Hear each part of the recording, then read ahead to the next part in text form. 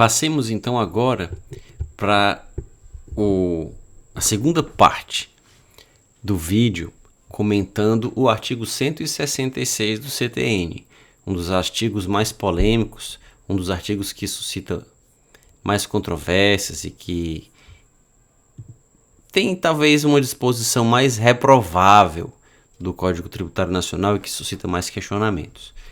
Como foi explicado no vídeo anterior, o artigo 166 do CTN ele dispõe que a restituição de tributos que comportem por sua natureza transferência do respectivo encargo financeiro somente será feita a quem prova haver assumido o referido encargo ou, no caso de ter o transferido a terceiro, estar pelo terceiro, expressamente autorizado a recebê-la.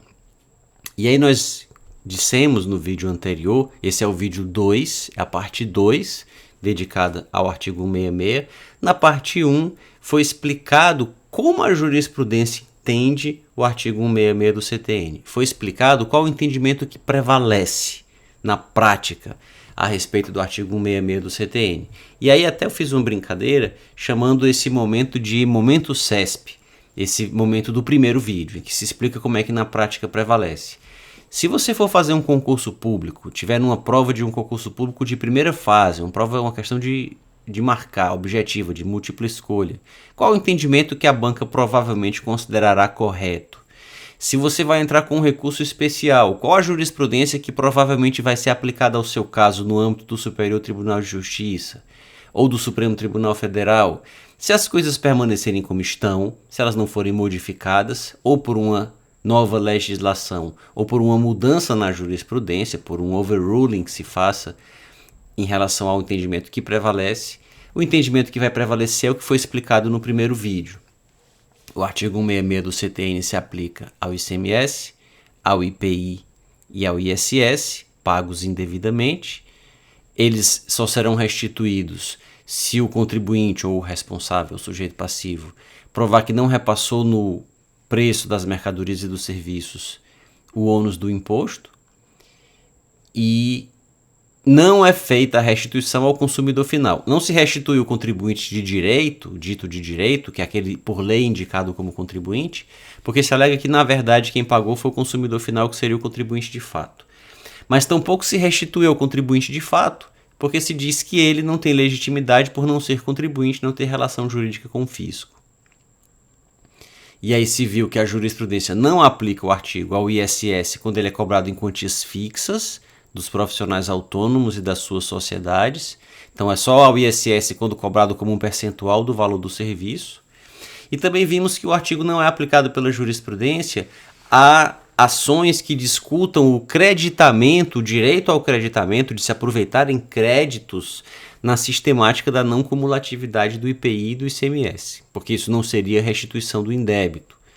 Então a jurisprudência tem feito essas duas distinções para aplicar ou para não aplicar esse artigo. Nos demais casos de repetição do indébito do ICMS, do IPI e do ISS, se aplica o artigo 166 e só se restitui o imposto se o contribuinte provar que não repassou o ônus para o terceiro ou que está autorizado pelo terceiro a receber essa restituição. E aí nós chamamos isso de momento CESP, numa alusão brincalhona, sem nenhum demérito, sem que com isso se pretenda qualquer tipo de dar efeito depreciativo a isso. A ideia é identificar que o direito, como uma realidade institucional, o direito como uma criação cultural e institucional, ele pode ser observado pelo prisma, pelo ângulo do participante, um jogo e nós somos os jogadores, ou ele pode ser observado pelo prisma do estudioso, do observador externo, aquele que observa o jogo de fora. São duas visões diferentes, são duas visões necessárias, mas são duas visões que não podem ser misturadas. Então, se o doutrinador, se o acadêmico, se o pesquisador que examina um sistema jurídico encontra nele alguns defeitos e diz, não, mas eu não vou apontar os defeitos porque eu vou apenas descrever esse sistema tal como ele é, essa descrição não vai servir para quase nada. E nós ainda estaríamos aplicando o Código de Hammurabi ou algo até anterior a ele se todos pensassem da mesma forma. Por outro lado, Não é possível, não seria sequer ético ou correto ao advogado que fosse procurado por um cliente e ele sabe que tem súmula vinculante, recurso repetitivo, repercussão geral contra a pretensão do cliente, mas ele acha que a súmula vinculante, o recurso repetitivo, a repercussão geral são errados. E até pode ser que sejam o mesmo, mas ele vai dizer para o cliente dele, não, vamos que vai dar certo, a gente vai entrar aqui e vamos torcer que a gente vai conseguir mudar a jurisprudência. É muito provável que não consiga. Ele até pode oferecer isso para o cliente, dizer que a jurisprudência é contra, e se o cliente quiser arriscar, problema dele. Mas ele não vai dizer para o cliente, não, vamos que vai dar certo, e nem referir à jurisprudência. Porque ele vai estar colocando o cliente numa furada. Então, é dentro dessa ideia que no primeiro vídeo nós examinamos o artigo 166 do CTN, como ele de fato prevalece hoje. E neste segundo vídeo nós vamos sair do momento CESP para um momento mesa redonda de futebol, foi a comparação que se fez, né? O jogador não pode ficar questionando o juiz o tempo todo no jogo, porque o juiz marcou um pênalti que ele acha que não foi pênalti. Ele questiona um pouco ali, mas quando ele vê que não surtiu efeito, ele tem que continuar na jogada. Senão vai terminar sendo expulso. Agora, depois, aqueles comentaristas que assistem o jogo milhões de vezes no replay, ficam discutindo e tal, aí eles podem discutir à vontade, sem limite, o possível erro do juiz. E aí talvez até quem sabe assistindo aquele comentário, ouvindo repercussão, conhecendo a repercussão que o erro dele teve, ele pode decidir diferente numa vez seguinte aquele juiz. Mesma coisa o STF, a repercussão que uma decisão do STF, mesmo equivocada, as partes cumprem, mas a repercussão que essa decisão tem nos meios especializados, na doutrina, etc., ela pode eventualmente fazer o STF mudar de entendimento. Isso já aconteceu algumas vezes. Em matéria tributária, por exemplo, nós podemos citar a súmula 584, que foi recentemente revogada, só como um dos inúmeros exemplos de situações assim. Mas, voltando então para o artigo 166 do CTN, agora neste vídeo é o momento de examiná-lo por um ponto de vista crítico. E isso já começou a ser feito no finzinho do vídeo anterior. No finzinho do vídeo anterior, eu mencionei que parece injusto o contribuinte dito de direito, que é por lei obrigado ao pagamento do tributo, ele não poder pedir a restituição desse tributo que é pago indevidamente, numa situação em que ele é inequivocamente pago de maneira indevida, não há dúvida de que ele foi indevido, mas o fisco não devolve, porque diz que quem pagou na verdade foi o contribuinte de fato, o consumidor final. Mas se o consumidor final move a ação, então pedindo de volta o tributo, o fisco a ele também não devolve, com o beneplácito do Poder Judiciário, sob o argumento de que ele não é o verdadeiro contribuinte. Então, o verdadeiro contribuinte nunca é aquele que reclama junto ao Judiciário, sempre é o que não reclamou. Isso como um estratagema para não se restituir de jeito nenhum. E aí isso já vai começando a nos colocar fora do momento CESP, foi o que foi dito no vídeo anterior, e eu disse, mas vamos deixar isso para um próximo vídeo, e é o que nós fazemos agora. Então vamos lá. O primeiro ponto que nós precisamos saber é um pouco sobre a história do artigo 166 do CTN. No exame da jurisprudência do STF, nós sabemos que antes da Constituição de 88, quando não existia o Superior Tribunal de Justiça, existia apenas o Supremo Tribunal Federal, que tinha os dois papéis. Nós tínhamos na Justiça Federal os juízes de primeiro grau, os juízes federais, e o Tribunal Federal de Recursos, que era a segunda instância, um tribunal único nacional que ficava em Brasília e funcionava como a segunda instância de toda a Justiça Federal. Nos estados nós tínhamos os tribunais de justiça e os juízes de primeiro grau e os tribunais de justiça em cada estado. E dos acórdãos proferidos pelos tribunais de justiça ou pelo Tribunal Federal de Recursos, conforme fosse a competência da Justiça Estadual ou Federal, na Justiça Comum, cabia recurso para o Supremo Tribunal Federal, quer houvesse violação à lei, quer houvesse violação à Constituição. Então o STF, até 88, ele fazia o que também hoje faz o STJ, ele era as duas cortes. Em 88, o Tribunal Federal de Recursos foi dividido em 5, e agora mais recentemente criou-se o 6º, TRF. Então o Tribunal Federal de Recursos foi dividido nos tribunais regionais federais, a segunda instância da Justiça Federal passou a ser regionalizada, nós passamos a ter mais de um desses tribunais. E o STF foi dividido em 2, deu origem ao STJ.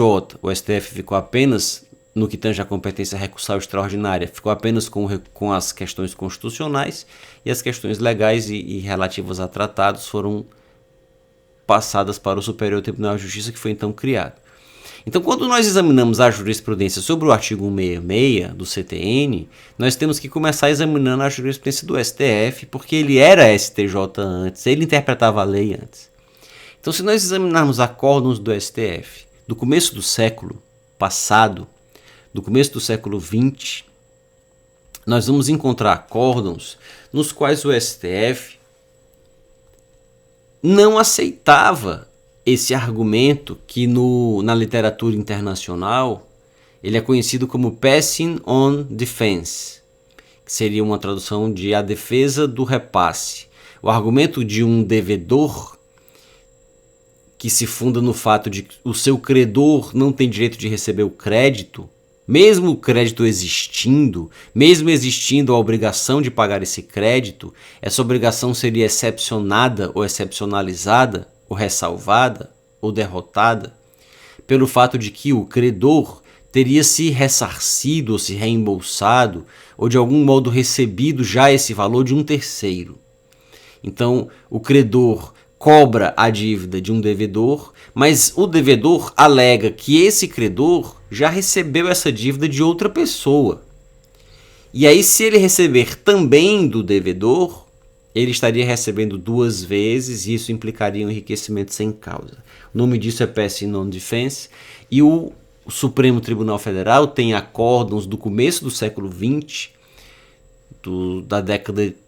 da primeira década do século XX, né, de 1904, 1908, 1906, depois de 1910, 1914, das primeiras décadas do século XX, pesquisando na jurisprudência do STF, nós encontramos acórdãos em que a Fazenda já colocava esse argumento. Na época nem existia o ICMS, nem o ICM, nem o Imposto sobre Vendas e Consignações, que lhe é anterior, nem o IPI, mas em relação aos tributos que havia na época, sobretudo tributos aduaneiros, que na Constituição de 1891 era de competência dos estados, eventualmente um estado cobrava um tributo aduaneiro de maneira indevida, o contribuinte pedia a restituição e o Estado alegava que aquele tributo aduaneiro já tinha sido repassado nos preços. A pessoa importava uma carroça, pagava o imposto de importação sobre a carroça, mas ele era um vendedor de carroças importadas, então já havia revendido aquela carroça no mercado interno. E aí a Fazenda Estadual dizia, não, mas ele revendeu a carroça embutindo o preço do imposto de importação, então não vou restituir porque ele já se ressarciu junto aos consumidores finais. O mesmo argumento que hoje se coloca em relação ao ICMS, mesmíssimo argumento. E o STF repelia o argumento. Na época, o STF dizia, não tem nada a ver. O direito do contribuinte de receber de volta da fazenda um tributo que foi pago de maneira indevida e ilegal, sem causa, esse vício na relação obrigacional de direito tributário, de direito público, que impõe a devolução, não tem absolutamente nada a ver com o preço fruto de um contrato regido pelo direito privado, celebrado entre esse mesmo contribuinte e as pessoas para as quais ele vendeu essa mercadoria depois. Uma coisa é uma coisa, outra coisa é outra coisa. Então, o fato de que o contribuinte revendeu essas carroças aí para João, para Pedro, para Manuel, por 10, por 20, por 50, isso não interessa, nada a ver com o valor que ele pagou de imposto indevido e que a fazenda tem que devolver a ele. Então, isso o STF decidia no começo do século XX. Mas a Fazenda tanto insistiu, que essa tese a tese do passing on defense começou a impressionar os ministros do STF. E existe uma observação que é feita por autores como Brandão Machado, autores como Tarcísio Neviani, que eles dizem o seguinte: no começo do século XX, o Supremo Tribunal Federal era composto por muitos juízes com uma formação marcadamente civilista.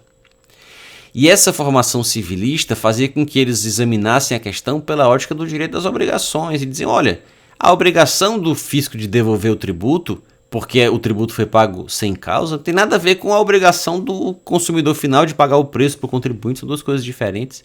E essa visão com uma preocupação com a técnica do direito privado e da teoria geral do direito fez com que os ministros não se impressionassem com o argumento econômico do repasse.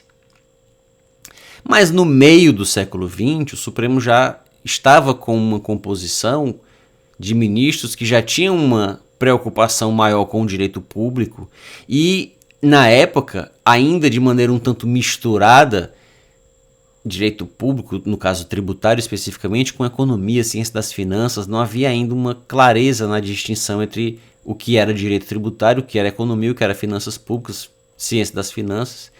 E talvez por isso os ministros do STF terminaram se impressionando com o PS non defense, terminaram se impressionando com a tese de que realmente não seria justo devolver ao contribuinte um tributo que ele já recuperou, que ele já de alguma forma teve o ressarcimento junto ao consumidor final. Ele pagou o ICMS indevido, na época o ICM indevido, mas o consumidor final já reembolsou a ele esse valor.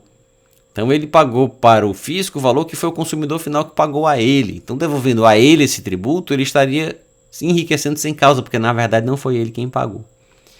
E é o argumento de que sim, devolver ao contribuinte seria um enriquecimento sem causa, e o fisco ficar com o tributo não é um enriquecimento sem causa também, e aos ministros do STF, esse argumento foi usado pelo ministro Vitor Nunes Leal, que inclusive dá nome ao Vitor, que é o algoritmo que o Supremo usa hoje. O ministro Vitor Nunes Leal, lá pelos anos 50, ele disse, não, mas é melhor que o locupletamento sem causa aconteça com o fisco, porque ele representa toda a sociedade, melhor do que locupletar-se sem causa o contribuinte, que é um particular que vai ficar com dinheiro para ele. Aquela velha ideia de que se for para acontecer uma ilegalidade, se for para acontecer alguma coisa errada, que ela beneficia o Estado, porque o Estado beneficia a todos. É uma ideia que até hoje parece, de alguma forma, entranhada no nosso senso comum jurídico. Se uma autoridade pratica uma ilegalidade e com isso ela beneficia o Estado, nada se faz com ela, talvez ela ganhe até uma medalha ou um prêmio na repartição como funcionário do mês.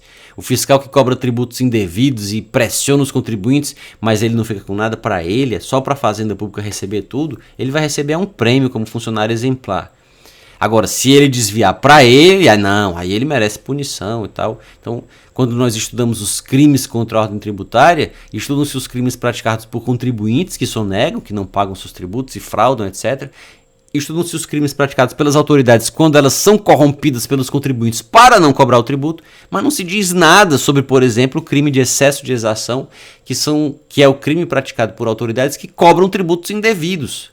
Ou mesmo que devidos, usando o meio vexatório ou gravoso que a lei não autoriza, artigo 316, parágrafo 1º do Código Penal. Ninguém fala desse artigo, porque uma autoridade que cobra tributo indevido, se ela não desvia para ela, e aí já seria outro crime, se ela cobra indevido para o fisco mesmo, essa daí nunca vai ser processada, ela vai ser medalhada, como disse há pouco. E aí talvez por essa mentalidade que está entranhada no nosso senso comum jurídico, e é responsável por inúmeras ilegalidades que o Estado comete, e quando o cidadão vai reclamar, a autoridade fala, vá para o judiciário, lá você consegue, mas eu não posso lhe dar porque eu tenho que me preservar. Se preservar é praticar uma ilegalidade que prejudica o cidadão. Porque se ela decidir a favor do cidadão, podem achar que ela está corrompida. Pois bem, mas essa mentalidade entranhada no nosso senso comum jurídico fez o Supremo decidir que é melhor o contribuinte não receber, porque aí o Estado se locupleta sem causa e não o contribuinte. E aí isso deu origem à súmula 71 do STF, que diz de maneira curta e grossa, tributo indireto, mesmo pago indevidamente, não é restituído, acabou-se. Pode ser o maior absurdo do mundo que subjaz a cobrança. Pagou, entrou no cofre público, não devolve mais. Por quê? Porque é indireto. Com o tempo, porém, foram chegando ao Supremo questões que evidenciavam que mesmo não tendo havido, mesmo sendo um tributo indireto, não teria como ter havido o repasse. Nós estamos diante de um tributo indireto, ele foi pago indevidamente, existe a súmula 71, que diz que tributo indireto não se restitui, mas a ratio que está por trás da súmula 71, que é o fato de que o contribuinte de direito repassaria o ônus do tributo para o contribuinte de fato, embutido nos preços, essa ratio não estaria presente e não teria como estar presente, porque se estava diante de situação na qual era impossível ter havido repasse. Por exemplo, se tratasse de um tributo cobrado sobre um produto que tinha um preço tabelado. E tanto antes de o tributo ser instituído como depois de o tributo ser instituído, o preço tabelado não havia sido alterado. O tributo era cobrado sobre um produto que tinha um preço tabelado e depois da cobrança do tributo, da criação do tributo, o preço tabelado continuou o mesmo. Então era impossível ter havido repasse. Ou então, tratava-se de um pagamento de tributo havido muitos anos depois da ocorrência dos fatos geradores. O contribuinte fazia a venda, cobrava o preço e não pagava o tributo porque achava que o tributo não era devido, achava que era isento, que era imune, que era não incidência aquela situação. E depois de um tempo ele sofre o lançamento, o fiscal diz, não, você tinha que ter pago esse tributo, e aí ele paga. Nessa situação, e depois pede a restituição porque vê que o tributo que ele pagou era indevido. Nessa situação não tinha como ele ter repassado nos preços porque ele pagou muito depois, anos depois de ter feito aquelas vendas. A empresa poderia não estar mais nem em operação, foi dar baixa, o empresário foi dar baixa da empresa, o fisco fiscalizou para dar baixa, viu que tinha uma pendência, cobrou o tributo e o empresário pagou, a empresa nem funcionava mais, então não tinha nem para quem repassar. Então, em situações assim, que era impossível ter havido repasse, os contribuintes pediam um distinguishing em relação à súmula 71. Olha, nesse caso não tinha como ter havido repasse, faça aqui algum tipo de distinção. E o STF fez essa distinção que deu origem à súmula 546, que diz, olha, se o contribuinte de direito provar que não repassou para o contribuinte de fato, aí ele pode receber a restituição. É o que diz a súmula 546 do STF. A redação da súmula 546 é quase que, claro que com outras palavras, mas o teor é quase que o teor do artigo 166 do CTN, que diz mais ou menos isso. Então, essa é a origem, a razão de ser do artigo 166 do CTN. E aí, num estudo assim, mais aprofundado um pouco, como disse, já estamos saindo do momento CESP, de dizer que é assim porque o Supremo disse e acabou-se, e vamos passar para a próxima matéria porque vai cair muita coisa no concurso. Então agora nós estamos fazendo esse exame mais aprofundado e vendo que a origem do artigo 166 é essa. Muito bem, mas será que é correto esse entendimento subjacente à súmula 546, à súmula 71 e ao artigo 166 do CTN? E a resposta muito simples e direta é não. Esse entendimento é um entendimento inteiramente equivocado. Por várias razões. Em primeiro lugar, porque em uma sociedade de mercado, em uma economia de mercado, em que os preços são formados livremente pela oferta e pela procura e não há lucro tabelado, toda atividade que visa o lucro, toda atividade que pretende ser lucrativa, ela vai tentar repassar nos seus preços o ônus dos seus tributos, não só do ICMS, do IPI, do ISS, mas de todos, e de todos os seus custos, do salário. Por que quando sobe a gasolina, sobe o preço da carne, do feijão e do arroz? Por acaso usam gasolina para fabricar arroz, para fabricar carne? Não. Mas a gasolina transporta o gado, transporta a ração do gado, ou o diesel transporta o caminhão que transporta, o diesel move o caminhão que transporta a ração do gado, que transporta o próprio gado, que transporta o arroz, que transporta o fertilizante que é usado na fazenda de arroz. E isso se reflete nos preços. Quando sobem os salários, eventualmente podem subir os preços. Quando sobe a energia elétrica, sobem os preços. Comprar numa loja de um shopping center caro, eventualmente é mais caro do que comprar numa loja em um local mais barato, porque os custos daquele lugar, daquele shopping center que tem um segurança, que tem ar-condicionado, que tem música ambiente, que tem piso de granito, os custos daquele ambiente estarão repercutidos nos preços dos produtos. Então todos os custos se repercutem nos produtos, não só o ICMS, o IPI e o ISS. Ou pelo menos os empresários tentam. Se todos eles conseguissem sempre, não existiriam falências e recuperações judiciais. O empresário nenhum ia ter preocupação nenhuma, era muito fácil ser empresário. Ah, eu tive esse prejuízo, esse empregado aqui que me deu um desfalque, essa mercadoria que estragou, esse sócio que me roubou. Não tem nada não, repercute tudo no preço, o consumidor final paga e no final você vai ficar com sempre o mesmo lucro. Isso não é verdade. Se o empresário repercutir nos preços todos os custos que ele tem sem se preocupar com eles, ele vai praticar preços muito mais altos. seus consumidores não comprarão seus produtos. Então é claro que os preços são fixados pelo mercado. Se o empresário consegue repercutir os custos dos tributos neles, tanto melhor, mas ele nem sempre consegue fazer isso. Esse é o primeiro motivo. O segundo motivo pelo qual o entendimento é equivocado, como disse, é porque não vale só para o ICMS, para o IPI, para o ISS. Vale para todos. Qual a diferença para um contribuinte que está no Simples, que paga todos os tributos sobre sua receita, entre o ICMS e o imposto de renda? Entre o ICMS e a contribuição social sobre o lucro, o PIS e a COFINS? Nenhuma. Os contribuintes mesmo que não estão no Simples nem no lucro presumido, contribuinte que paga CID, PIS, COFINS e paga ICMS. Qual a diferença entre um ser repassado no preço e outro não ser repassado? Nenhuma. Todos são repassados no preço, ou tendem a ser repassados no preço. Então é por isso que esse entendimento é equivocado. Porque se nós formos deixar de restituir um contribuinte, porque ele repassou aquele custo no preço, ele não teria direito à restituição de coisa alguma. Então, se uma loja que fica em um shopping center descobre que pagava um valor indevido para sua franqueadora, digamos que uma loja que é uma franquia, que tem uma franquia, explora uma franquia, ela descobre que pagava muito mais para a franquia do que era devido à luz do contrato. E ela pede a restituição. E a franquia diria, não vou restituir porque você repassou nos preços. Digamos que é uma franquia de venda de calça jeans, de venda de hambúrguer. Não vou pagava mais para a franquia, para a franqueadora, né? A franqueada pagava mais para a franqueadora do que o que era devido. E a franqueadora diz, não vou restituir porque você repassou nos preços.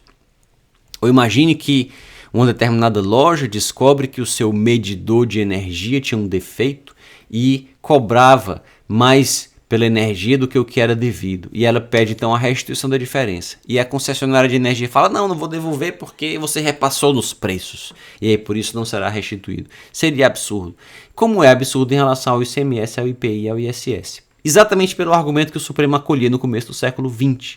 Porque não tem nada a ver a relação de direito público entre o contribuinte e a fazenda, que faz com que ele pague o ICMS, o IPI, o ISS, ou o tributo que seja, e a relação de direito privado entre ele e os seus consumidores. Então, não é porque o ICMS que o empresário pagou para a fazenda é indevido, que se torna indevido também o preço que ele cobrou do seu consumidor. Ele poderia ter cobrado o mesmo preço, mesmo sem o ICMS. E aí, isso fica muito claro quando nós pensamos numa situação em que o direito de repassar o tributo é realmente um direito e não uma mera oportunidade econômica. Porque o direito, as normas, o ordenamento jurídico cria, elege, define mais de um sujeito passivo e diz que um pode cobrar do outro não um preço mais alto, mas o tributo que ele paga em nome do outro. Pensemos no imposto de renda retido na fonte. Se uma pessoa acerta com outra uma remuneração por um trabalho. O sujeito contrata um empregado e combina com ele. Eu vou lhe pagar um salário de X. Digamos, eu vou lhe pagar 10 mil reais pelo seu trabalho. E a pessoa, tudo bem, aceita a remuneração, fazem lá o contrato. E não falam nada sobre ônus tributários no contrato. No dia de pagar os 10 mil reais, o pagador entregará a quantia líquida menor do que 10 mil reais para o seu empregado, para o seu contratado, lá que seja autônomo. E ele vai dizer, mas nós combinamos 10 mil. E a fonte vai dizer, sim, mas tem o seu imposto de renda que eu, como fonte, tenho que reter e tenho que pagar. E a fonte vai pagar uma quantia líquida um pouco menor e vai fazer o desconto do imposto de renda. Nesse caso, a fonte está cobrando do trabalhador tributo. Existem duas relações jurídicas, uma de direito do trabalho, de direito civil ou de direito da área que seja, que justifica o pagamento da remuneração, e a outra relação de direito tributário que faz com que o tributo possa ser cobrado do trabalhador. Se a legislação do imposto de renda for revogada, se der uma isenção àquele trabalhador, o trabalhador pode chegar para o seu remunerador, para a sua fonte, para quem o contratou, e dizer assim, ei, agora eu sou isento, o senhor não pode mais me reter imposto nenhum, me pague os 10 mil que nós combinamos integralmente, sem o desconto desse imposto, porque ele não é mais devido. Ele tem o direito de exigir isso. porque o que o pagador do salário, da remuneração, descontava dele se chamava imposto. No caso do preço e do ICMS é diferente. Se a pessoa compra uma garrafa de uísque no supermercado, pode até economicamente estar embutido ali o ICMS, como outros custos. Mas se o Estado conceder uma isenção de ICMS para o uísque, a pessoa que escuta falar disso não pode chegar no supermercado e exigir que o uísque lhe seja vendido 25, 27, que seja quantos por cento mais barato. O dono do supermercado pode dizer, não, o uísque agora vai ser vendido até mais caro. A relação de direito privado, ele vende pelo preço que ele quiser, o consumidor compra ou não, pode ir para a concorrência e comprar mais barato se quiser, mas é o mercado que vai fixar esse preço. O fato de não haver mais o imposto devido pelo supermercado não dá ao consumidor final direito, no sentido legítimo, estrito da palavra, de exigir um preço mais baixo, porque o consumidor não paga tributo, o consumidor paga preço. Então esse é o motivo pelo qual a tese que aplica o artigo 166 do CTN ao ICMS, ao IPI e ao ISS, ela é equivocada. Ah, então esse artigo é inconstitucional? Não, esse artigo pode ser considerado válido, pode ser feita uma interpretação dele conforme a Constituição, caso se entenda que ele se aplica exatamente aos casos em que existe mais de um sujeito passivo. Existe o contribuinte, existe um responsável tributário, 2 responsáveis tributários. Existem 2 contribuintes, 3 contribuintes que têm uma responsabilidade solidária. São 3 pessoas que são donas da mesma casa. São coproprietários de uma casa. E nessa condição, os 3 são contribuintes do IPTU. O IPTU foi pago indevidamente. E aí o município fala, eu vou restituir, mas eu só vou restituir a quem provar que foi realmente quem pagou. Tem 3 irmãos que são contribuintes. O IPTU foi pago. Qual dos 3 foi que pagou? Eu vou devolver só aquele que tiver pago. Nesses casos, é legítimo aplicar o artigo 166 do CTN, porque é possível identificar quem foi que pagou o tributo, porque por lei existe a indicação de quem é o contribuinte. Quem tiver pago tem como fazer a prova disso facilmente. E aí nós temos só uma regra sobre legitimidade. É diferente do caso do ICMS, em que essa prova é impossível, porque o tributo, o seu valor, ele é incluído nos preços como todos os custos, e é impossível dizer se ele está repassado ou se ele não está repassado naqueles custos que integram aquele preço. É muito difícil essa prova. Então, na verdade, a regra do artigo 166 do CTN termina funcionando como um obstáculo que impede o exercício da jurisdição. A Constituição dispõe no seu artigo 5º, inciso 35, que a lei não excluirá da apreciação do judiciário lesão ou ameaça a direito. O artigo 5º, inciso 35 da Constituição é frontalmente mal ferido pelo artigo 166 do CTN, que é uma lei que retira da apreciação do judiciário uma lesão ou uma ameaça a um direito. Se a lesão for a cobrança de um tributo indireto indevido, o artigo 166 exclui da apreciação do judiciário essa lesão, porque o contribuinte de direito não pode entrar com ação de repetição do indébito, porque se diz que ele tem que provar que não repassou. A presunção é de que sempre há integralmente o repasse, ele que prove que não repassou, e é uma prova quase impossível de fazer, e como ele não consegue fazer, ele não consegue a restituição. Mas embora se presuma sempre o repasse, se o consumidor final entra com a ação, também se diz, não, ele não tem direito de entrar com a ação porque ele não é contribuinte. Salvo no caso do consumidor de energia elétrica, em relação ao qual o STJ abriu uma exceção, mas nos outros casos todos, o consumidor final não pode. Então o artigo 166 funciona como um óbice ao direito à restituição. Num próximo vídeo, será feito numa terceira e última parte, a respeito do artigo 166 do CTN, uma análise comparada, será feita uma análise comparada em relação a como esse assunto é tratado no âmbito do direito europeu. No direito europeu essa mesma questão foi colocada e no direito europeu ela teve uma solução muito interessante e ela será objeto do terceiro e último vídeo dedicado ao artigo 166 do CTN. Se inscreva aqui no canal, ative as notificações do sininho para você ser informado de quando esse vídeo for postado. Deixe nos comentários o que você pensa a respeito dessa questão, de outras, do que gostaria de ver tratado aqui no canal e curta o vídeo para informar o algoritmo do YouTube que ele é de interesse, ou ele pode ser de interesse para pessoas que têm gosto parecido com o seu. Até um próximo vídeo.